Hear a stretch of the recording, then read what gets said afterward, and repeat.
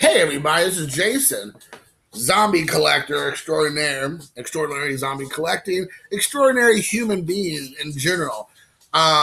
You all can use whatever pronouns you want for me. I will say I am a he, I am a dude, and I currently only use the men's restroom. And I, foreseeable future, probably will continue to do it as such. But you didn't come here to hear about pronouns. You came here for the 1980 cards from the 1980s by Dr. James Beckett publication by my granddaddy, Mike Payne. I mean, for all I know, he might actually be like 50 and he's really not my granddaddy. But I don't ask questions at the family reunions.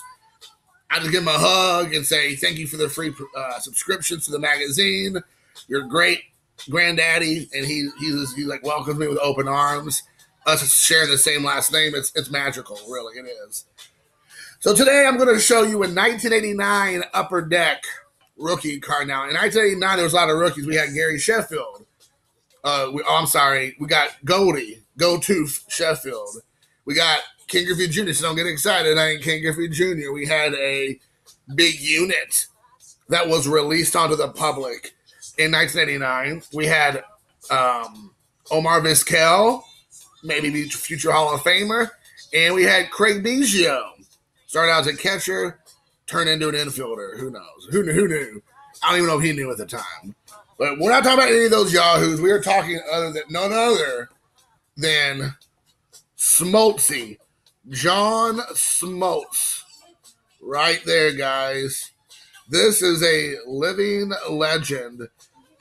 I mean, during the 1980s and the 90s, the Atlanta Braves had an amazing pitching staff. It kind of shocks you when you go back and think they only won one World Series during the stretch of 10, 12 years of them making it to the playoffs or making it to the playoffs, I believe, every year.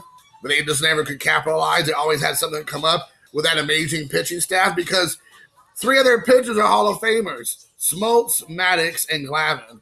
And, and then they didn't have any. There was a couple other pitchers in there, like Steve Avery wasn't in a slouch either. And a few others, I'm sure, sprinkled in there. But anyways, with that being said, we're talking about John Smoltz. And he is number 68 in the top 80 cards of the 1980s set. So let's look at what Mike Payne says about Smoltzy.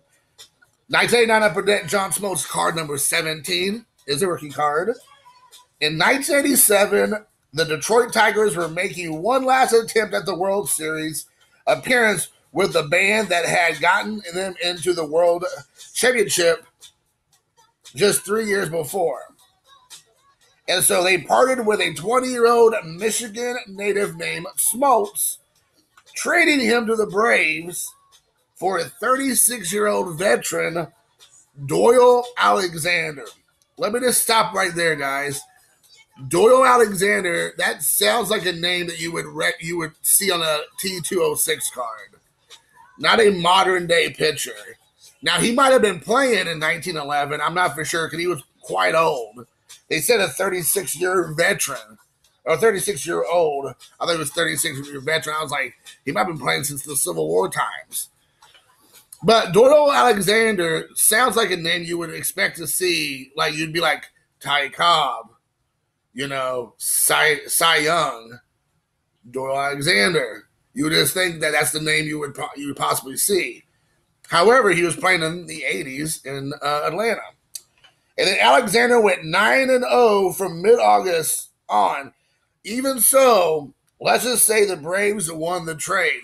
So as you can see, Doyle Alexander, regardless of what decade he actually played in and what century for that matter, he did all right for the Detroit Tigers. So good for them. In the short game, they came out ahead. But in the long game, we all know the Atlanta Braves came out ahead because John Smoltz is a Hall of Famer. Doyle Alexander is not. Also, John Smoltz, just not only was this amazing on the mound, he was a stand-up dude, a stand-up guy. I got a cool John Smoltz story that's not mine, but And it's a story that a lot of people can share about running into one of your icons growing up or whatever. But Luca plays baseball here in town, and one of his coaches went to Boston a couple years last year or 2 years ago, and John Smoltz now does commentary for one of the stations. I don't know if it's ESPN or MLB Network or what he does. I think it's MLB Network.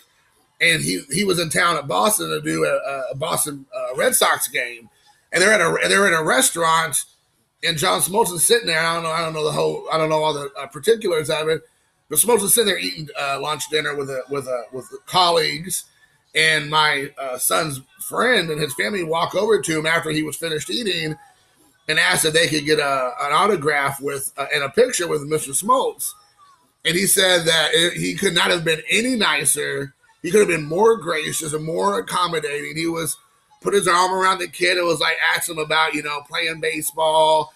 And he had, a few minutes, 5 minutes with them. And I mean, those are the stories, guys, that just like make me love the game, because you hear so many people like the Machados of the world or whatever, and Adam Jones, and there's all these guys like Tim Anderson who makes everything like a statement and just make you not even want to like that player, that team. Like, it makes everything becomes political and just based off people drawing lines in the sand about race and stuff. And it's just like, it's a game.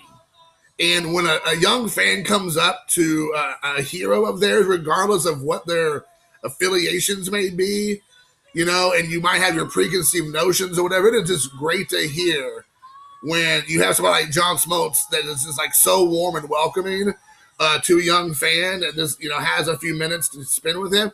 That to John Smoltz, I mean, he could care. I mean, I'm not saying he should care less, but it's just for him. It's just like, it's a part of the deal.